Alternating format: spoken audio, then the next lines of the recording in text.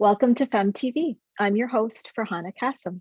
Today, our special guest is Doctor of Natural Medicine, Maria Grazia Bevilacqua.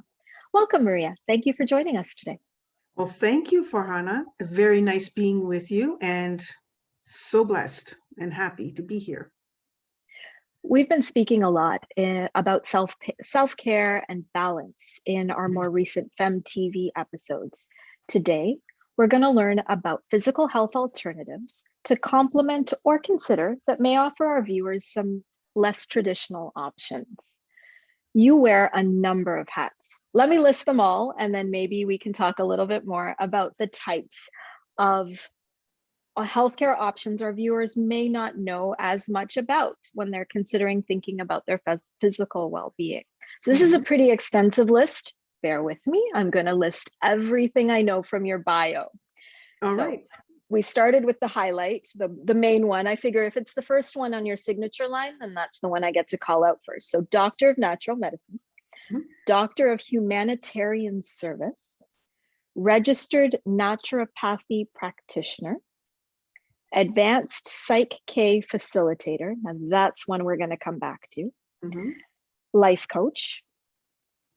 You also say that you're specialized in Orthomolecular Nutrition, another term I've never heard before, Hypnosis, Vibrational and Energy Medicine, Massage, Pain Management, and Spiritual Healing. Now that is a pretty extensive list. What caught my attention immediately when I read your bio was Doctor of Humanitarian Service. Can you tell us what that means and what would be involved in being able to have that incredible title? It sounds incredible. I'd love to hear more. Well, a Doctor of Humanitarian Services, what it implies is someone that studies the natural healing arts of other countries, of other cultures, and implements that in the environment where they go. For example, I am the ambassador of the Dominican Republic. So I go to the Dominican and we have humanitarian clinics there. And I basically run the humanitarian clinics. And what that looks like, it's all volunteer, nonprofit based. It's like Doctors Without Borders. You probably are familiar with that. Just in the natural healing field. Therefore, what we do is we go and set up these natural healing clinics, or these clinics where we have the locals that need support in educating them on how to maintain personal hygiene and how to stay healthy in hygiene, how to eat properly, how to live in an environment that is sustainable with food. So therefore, agricultural and having them learn how to use the plants that are natural in their environment, that grow naturally in their environment. So basically, this is what it looks like. We go into those areas, like for example, in the Dominican, we have the sugarcane plantations. That's the major, let's say, commerce of the country is the sugarcane. And those, unfortunately, are villages within the plantations that are actually emarginated from the world. Technically, they live in very poor conditions. And if you go onto my website, OHM Natural Healing, you'll see some pictures of one of our retreats in 2012 in the Dominican, where we actually were able to go with the cameras and take pictures, because usually they don't allow you to do that. And so that is one of the things that I'm really passionate about, is helping transform these people's lives in the ways that we can, because unfortunately the government gives you restrictions, right? But however, they know that they have a place where they can go and they can refer to people like myself, where we can implement, things that are for their well-being and how to live in a better environment. That's incredible. Now, what kind of professionals would accompany you on a humanitarian effort like this? What other types of practitioners or experts would be part of a journey like the one that you're on in the Dominican Republic? Well, that's a great question, Farhana. Anyone who wants to come, it's open to anyone with a big heart and oriented towards serving humanity.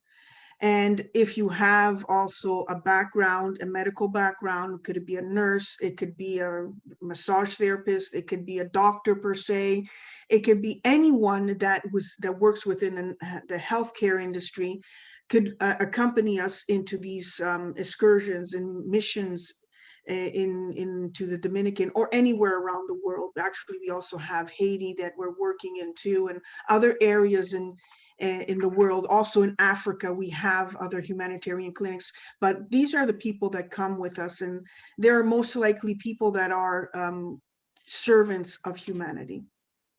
This is incredible. And I could talk to you about just this all day. And maybe we will, but maybe not on air. So for today, let's try to look at our focus, which is really about alternative healthcare options. And one of the items that our audience has already put in a question about is, what is vibration and energy medicine? And I think that's something that's probably a hot topic right now. I know I read about it a lot in the news. There are so many segments being done, whether it's on Netflix or Amazon, that touch on non-traditional medicine. And you definitely highlight a couple of those with vibration and energy. Can you tell us a little bit more about what that looks like? Absolutely. That's an awesome question.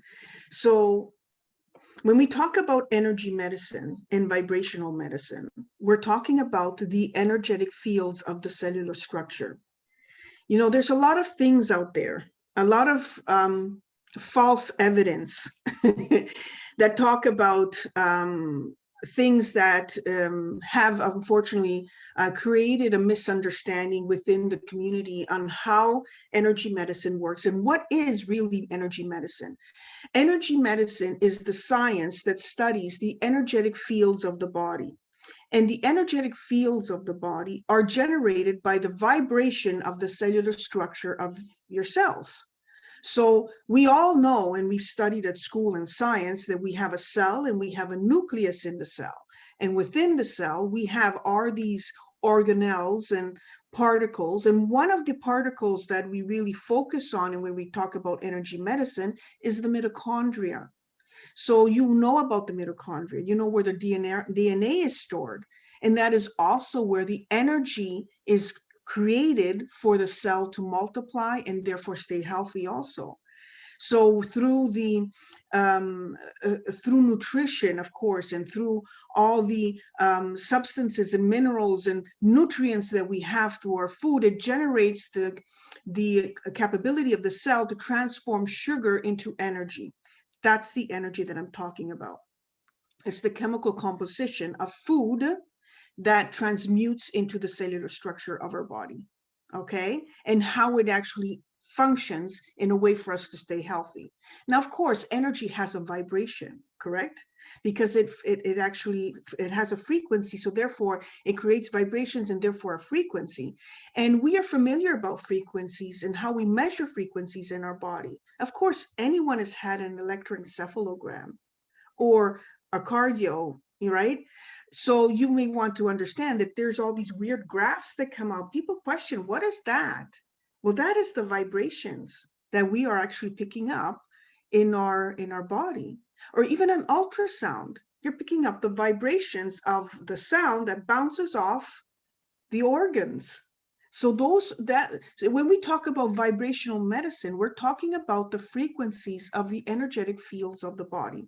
Now, when I talk about energetic fields, what happens? When the cellular structure is vibrating, because we know now that energy vibrates, it actually creates a ripple effect. All right, just like throwing a pebble in a pond and it creates the ripples, right? So that's what happens in our body. We have a ripple effect from inside our body outwards. And some of you may have been familiar with the term aura.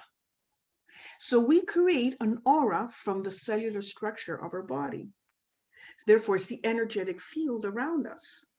And that energetic field has several layers. The one that we feel is physical. Then we have an emotional layer that is triggered by our emotions. And then we have a mental layer that's triggered by our thoughts. And then we have a spiritual layer that is triggered by the environment around us and how we connect with people. I hope that answers the question.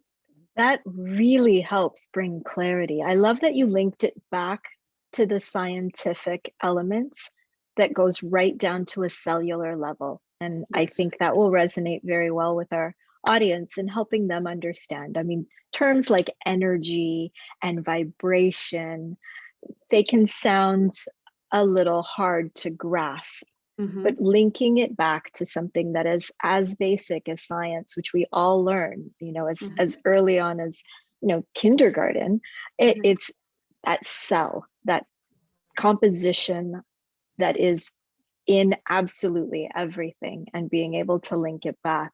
That was very helpful. Thank you so much. Another question that came from our Instagram viewers is, how would you define spirituality and spiritual healing? Now, I know you just touched on the spiritual level being that which is impacted by the environment around you and all your interactions. If you could link that back to spiritual healing and your definition of spirituality, I think that would be really fascinating to understand more about. Absolutely. Absolutely. So energy medicine, vibrational medicine are actually highly connected with the spiritual healing, with spirit. Let's put it that way. And when I talk about the spiritual aspect of our body, I apologize. When I talk about the spiritual aspect of our body, we're talking about something that is connected to our existence, to our being and who we really are. Okay, our source. Now, there's a misconception between spirituality and religion. They're two separate things. They're not the same thing. Okay, so when you're talking about religion, you're talking about a man-made belief that is there. Man created this. Okay, spirituality comes with the package. You're born with it. You come with that. You come with a life essence, okay, that is connected to everything that is around you. You can actually have perception that is fed by the spiritual part of you, therefore your spiritual field. So let me explain to you how with an example, okay? For sure, you have at some point in your life thought intensely about someone, like so intensely about something, asking, I wonder how this person is today. I wonder how what they're dealing with. And out of nowhere, boom, this person calls you. Or you will hear about this person, or will send you an email.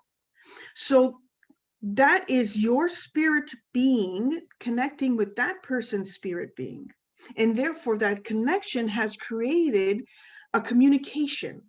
So the first level of communication that human beings have is a spiritual communication. Now, if we want to explain that on science, because that is what I'm expert in, explaining things on a scientific level. Remember when I spoke about the cell that vibrates and it has a frequency? Well, we have a frequency. And our frequency is perceived by other human beings. You can understand if someone is angry without even having them open their mouths. You just perceive, you sense, you know that that person is angry. Or you have someone that's happy. You can actually feel it because you feel happy too. It's just like when you see someone laughing or you see someone yawning. They're both contagious. Right? And it's the same thing. The first level of communication is on a spiritual level, therefore on our essence level, on our existence level, as a way of being as human beings, because that's who we are. And on a scientific level, that's the way our structure is made into a way of we first feel things, we perceive things. And that's our first level of communication. And how do you link that back to spiritual healing? Now that's a good thing. Now, as I said, we're made with frequencies, right? We emanate frequencies. Sometimes those frequencies are off balance. So spiritual healing tunes the body therefore through practice, and there's several ways of practice in tuning the body, just like an instrument, right? You need to tune the body so you raise the frequency of the body. Usually the lower frequencies are caused by negative thoughts, are caused by illnesses, are caused by stress, whatever factor is causing that. The body is programmed to lower the frequency because it needs to heal itself, because lower frequency is not negative. It's not something bad. You need to go, because remember, the body's programmed to heal. One thing you have to know, the body's programmed to heal, hands down. Everybody's cut their finger and it healed, right? So there it is. All right. The body's programmed to heal, and it doesn't heal only physically on the finger. It heals emotionally, mentally, and spiritually. We come with a whole package. It doesn't come just this that you see here. All right. It comes with everything. So spiritual healing is actually important in actually recreating balance in your body so that the body can trigger itself to heal faster. Okay. You can't avoid illness because illness is part of the body. And believe it or not, illness is actually, symptoms are actually the language of your body. Your symptoms are talking to you. They're saying something to you. And when they speak to you, for example, a headache, it may mean a lot of things. And spiritual healing comes in understanding the meaning of those symptoms that you have. This is fantastic. Yes, absolutely. I'm actually starting to think that we may need a whole other session with you, because I know we have a limited time today to get through material. I'm going to see if we can maybe book you for another one. But for right now, let's concentrate on a few of our other topical questions that came out of our audience, because I want to make sure we touch on all of those. Sure. What does a typical client look like for you, Maria? Anyone. anyone. I love that can answer. Come, anyone. This, like, if you are alive and you are a human being, or even animals, so I work also with some pets at times, but you know, anyone that has that has an issue happening with them, that may it be on a physical level, may it be on an emotional level, because believe it or not, emotional stress is one of the biggest things that people have. Okay, so you want to have an understanding that we need to understand that we are made of something that is called energy. Remember that. And we need to have that cleared. Okay. All right. So what is important is to understand that we have an understanding of we are made to heal. And you need people that are actually experts in learning and how to treat the body to heal. Okay. So that's what we need to do. And we need to understand that we have a moment where we have people that are in a place of being lost at this time, especially at this time. Gosh, we are at a place of where people are being lost and undetermined in where the direction they need to take. So this is where people like myself, professionals like myself, come in and give them direction in where they need to go. And sometimes what actually comes into factor is also my highly intuitive skills. One of the things that I have developed in these many years of practice, I would say maybe almost 30 years. So my high levels of intuitive skills make me understand how I can give direction to these people.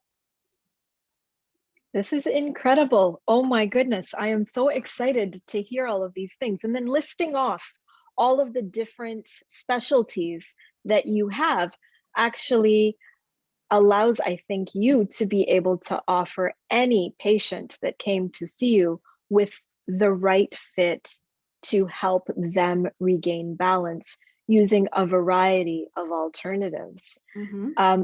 What kind of options would you say someone would likely come to you and maybe specifically ask, not necessarily that would be your recommendation, but ask for hypnosis? Hypnosis being a catch term that's out there. I think it's seeing a lot of popularity right now, and I know that's something that we get questions about regularly. So Mm-hmm. why would someone come to see you for hypnosis? My mind immediately goes to I hear about it all the time on the radio for stopping smoking.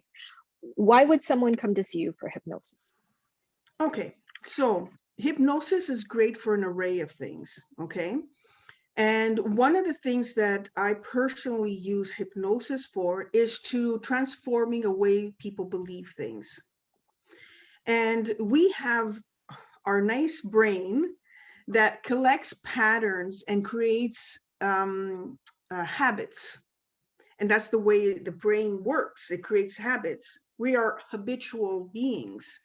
And when we have a brain that has created a habit, what's happening in the brain, technically, it's creating pathways. That's what the brain does. As we grow, as we come into a certain point of our lives, we have a brain. I'm just going to make the brain over here. And we have all these pathways that are all aligned here. And we are all fixed in, plugged in, and made this way. And nobody can change it unless you have someone that comes in with hypnosis or some modalities that alternate the state of thought process, which one of the modalities that I use also is PSYCH-K.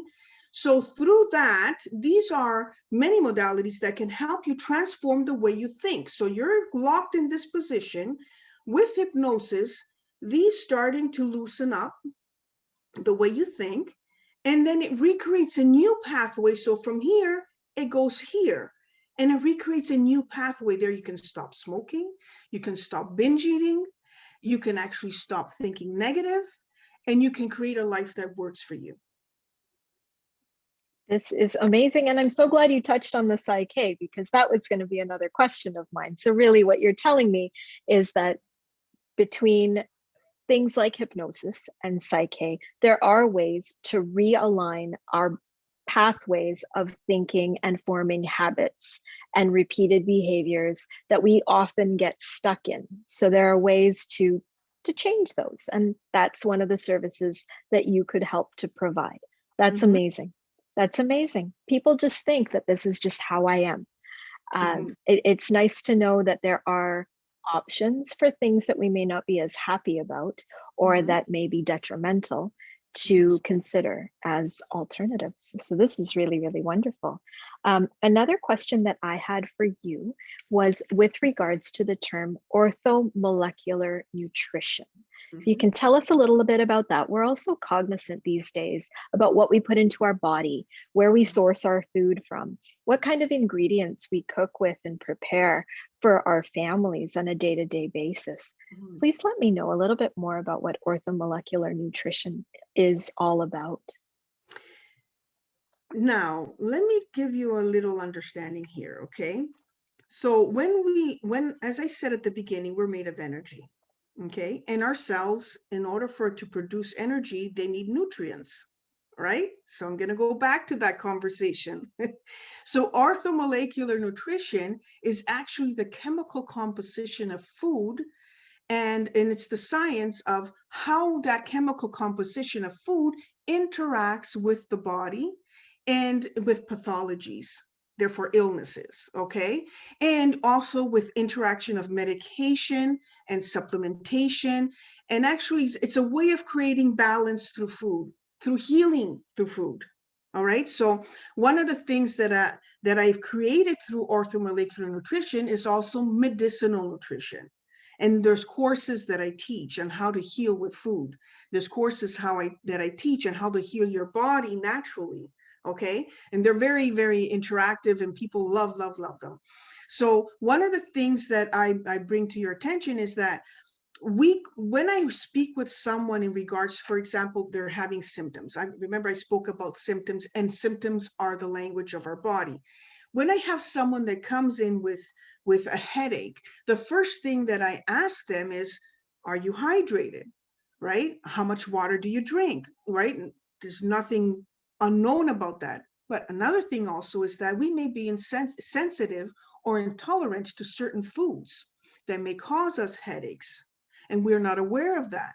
So through my practice, what I find is that what I can create is collecting a saliva sample and understanding the DNA structure of that saliva sample so that I can actually create a personalized eating habit. I don't like calling them diets, but a lifestyle that suits for their blood type, suits for their DNA, and actually creates the body to stay in balance. This is incredible. I think I'm going to be registering for one of your classes. I'm beyond excited about everything you're telling me today. Awesome. Maria, I want to thank you so much on behalf of all of us at FemTV and Fem & Co for taking time to speak with us today. For our audience, if you'd like more information on Dr. Maria or how to get in touch with her, please visit soulanatomy.com or ohmnaturalhealing.com.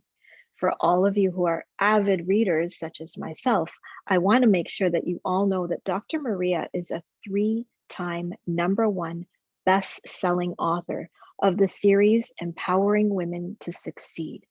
Please do take a look at those books. I know I've ordered mine. Thank you so much, Dr. Maria. I really appreciate your time today. It has been a true pleasure. It was great having me here, and I'm so looking forward to coming back again. I'd really love to. I have a lot to share. Oh, I know you do, and I know I have more questions, as I'm sure our audience will. I think you've just given us a little taste. Perhaps there's an opportunity for us to learn more from you. Thank you so much again for your time and your incredible insights. Until next time, FemTV audience, take good care.